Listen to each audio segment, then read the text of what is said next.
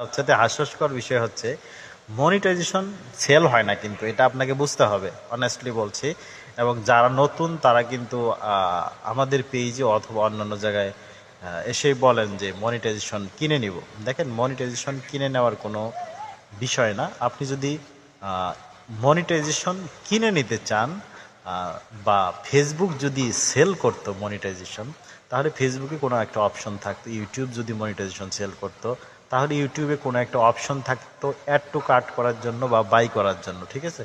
তো যারা হচ্ছে যে বিজ্ঞাপন দেখেন যে মনিটাইজেশন সেল করছে বা মনিটাইজেশন বিক্রি হচ্ছে, এই টাইপের এই ধরনের বিজ্ঞাপন অ্যাভয়েড করবেন।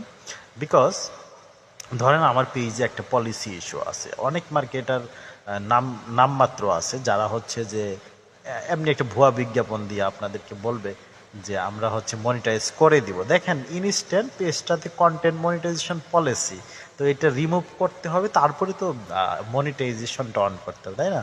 তো তারা হচ্ছে তাদের শর্টকাট যে প্যাকেজ প্যানেল, তারা সেই প্যানেল প্যাকেজ সেল করবে, তারপরে আপনাকে বলবে আপনি এখন লাইভ করুন। তো মনিটাইজ সেল হয় না, আপনি হাইয়েস্ট রিয়েল ফলোয়ার নিয়ে হার্ড ওয়ার্ক করতে পারেন। হার্ড ওয়ার্ক ছাড়া এই পৃথিবীতে যেটা হয় সেটা কখনো স্থায়ী থাকে না। আপনাকে বুঝতে হবে, সচেতন হতে হবে।